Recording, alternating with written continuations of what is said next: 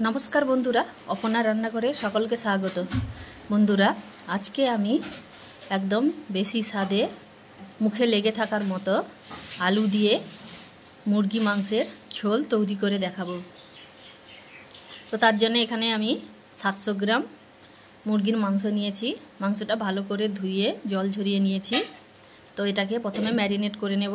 तो तार जन्य प्रथमे आमी एर मध्य दिए देब एकटा पेंयाज कुचि, देव आदा रसुन बाटा 1.5 चामच और देव लंका गुड़ो और हलुद गुड़ो, स्वाद मतो नून और देव अर्धेक पातिलेबुर रस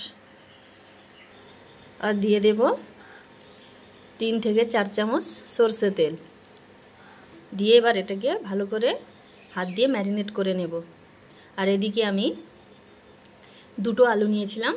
आलूगुलो खोसा छाड़िए এইভাবে কেটে নিয়েছি। এবার এটিকে নুন হলুদ মাখিয়ে নেব। তো মাংসটা আধ ঘন্টা ম্যারিনেট করে রাখার পর এখানে ওভেনে কড়া বসিয়ে সরষের তেল দিয়ে দিয়েছি। তো এই তেলের মধ্যে প্রথমে নুন হলুদ মাখিয়ে রাখা আলুগুলো ভেজে নেব। তো আলুটা লাল করে ভেজে নেবার পর এটিকে একটা বোলের মধ্যে তুলে নেব।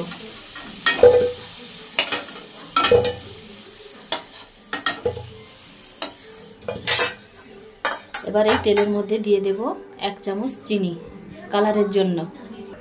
1 চামচ চিনি দেওয়ার পর চিনিটা লাল হয়ে আসলে এর মধ্যে দিয়ে দেব একটা তেজপাতা, দুটো শুকনো লঙ্কা দিয়ে এগুলো সব ভাজা হয়ে গেলে এবং চিনিটাও পুরোপুরি লাল হয়ে গেলে দিয়ে দেব মাঝারি সাইজের 3টে পেঁয়াজ কুচনো আর একটা মাঝারি সাইজের টমেটো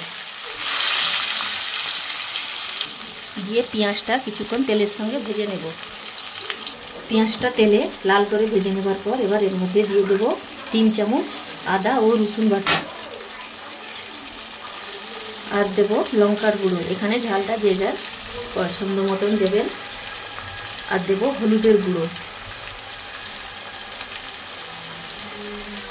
আর দেব সামান্য জল দিয়ে সমস্ত মশলা তেলের সঙ্গে ভালো করে কষিয়ে নেব। মশলাটা কিছুক্ষণ তেলের সঙ্গে কষিয়ে নেবার পর যখন মশলা থেকে তেল ছেড়ে আসবে তখন এর মধ্যে দিয়ে দেব ম্যারিনেট করে রাখা মাংস আর দিয়ে দেব, যেহেতু নুন দিয়ে এখানে ম্যারিনেট করা ছিল তাই এখানে দেখে নুনটা এখানে দিতে হবে। যেই বোলের মধ্যে আমি মাংসটা ম্যারিনেট করেছিলাম তো সেই বোলের জলটা দিয়ে এখানের মধ্যে দিয়ে দেবো। দিয়ে এবার মাংসটা ভালো করে মশলার সঙ্গে কষিয়ে নেব।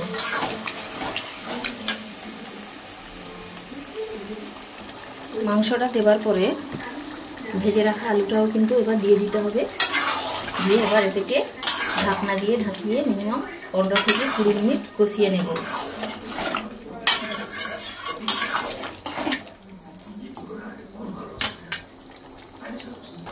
পাঁচ থেকে 7 মিনিট কষিয়ে নেবার পর এবার এর মধ্যে দিয়ে দেব 2 চামচ জিরে বাটা আর দেব সানরাইজের শাহি গরম মশলার গুঁড়ো 4 ভাগের 1 ভাগ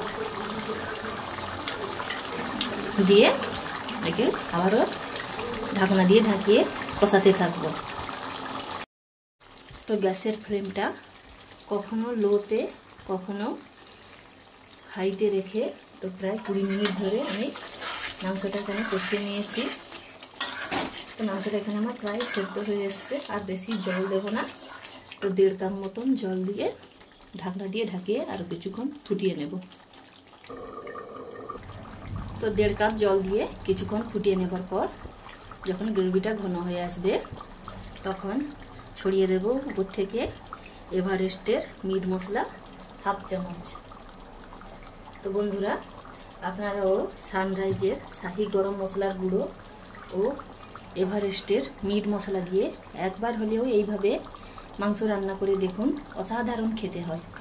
আমি আমার বাড়িতে যখনই এইভাবে তৈরি করি সকলে খেয়ে খুবই প্রশংসা করে। তো এভারেস্টের মিট মশলাটা দিয়ে একটু নাড়াচাড়া করে ঢাকনা দিয়ে ঢাকিয়ে 2 থেকে 3 মিনিটের জন্য লো হিটে ওভেনের মধ্যে বসিয়ে রাখবো। 2 থেকে 3 মিনিট পর একটু নাড়াচাড়া করে এবার গ্যাসের ফ্লেমটা বন্ধ করে দেব। তো তৈরি হয়ে গেল আমার অসাধারণ স্বাদে আলু দিয়ে মুরগি মাংসের ঝোল। তো আপনারাও একবার হলেও এইভাবে বাড়িতে বানিয়ে দেখুন, ছোট বড় সকলের খুবই ভালো লাগবে। এবং কেমন হলো কমেন্ট করে জানাবেন। সেই সঙ্গে আমার রেসিপি যদি ভালো লাগে অবশ্যই লাইক শেয়ার করতে একদম ভুলবেন না, এবং আমার এই চ্যানেলটিকে সাবস্ক্রাইব ও ফলো করে আমার পাশে থাকবেন। আজকে এই পর্যন্ত, পরের দিন আবার নতুন কোনো রেসিপি নিয়ে চলে আসব। সবাই ভালো থাকবেন, ধন্যবাদ।